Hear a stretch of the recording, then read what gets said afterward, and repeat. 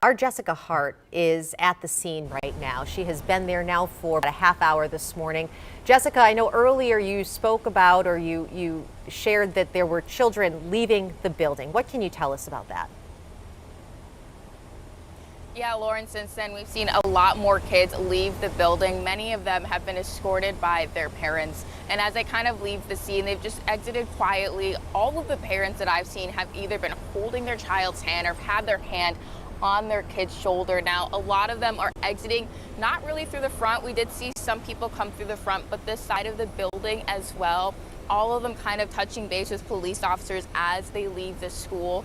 Now, several of the families walked by us. They did not want to say anything at the moment, which is totally understandable. Many of the kids, when you just see their faces, just look scared. It's very solemn, and to see kids who are supposed to be having a good time at school, I've been told that this is their second day of school, leaving school just with a look of fear has just been really heartbreaking for a lot of people to see who have been standing over here. There's about a dozen or so people standing where I'm at, and they're actually just neighbors in this area who heard that something was going on, and they just wanted to rush down here to see if there was anything they could do to help, or what, if anything, they could do to help. But police officers are still standing guard around the school here. We haven't seen any kids leave the school within the last 5 minutes or so, but more officers continue to arrive on the scene just to secure it. We've also seen some canines walking around as well, and just as I mentioned, we hadn't seen any kids leave. We have a few more now leaving the side of the building. It looks like there's about 3 students there with their parents, just kind of holding on to them, keeping them close. It seems like they're letting people kind of go out together in groups.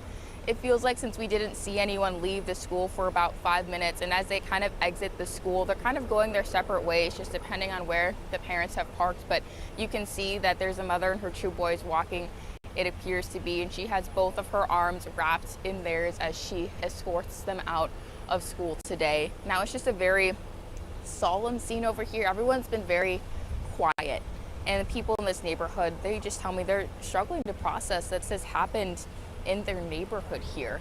And there's just dozens of police cars here. Earlier I said there were 7 ambulances. They still are all here. There's fire trucks in the area here. So just a very quiet and somber scene here as parents continue to escort their children out of school. Now, police haven't been able to give us any sort of update on the situation. We have seen a couple of canines walk around the school, so as soon as we learn some new details, we'll get back to you, Lauren.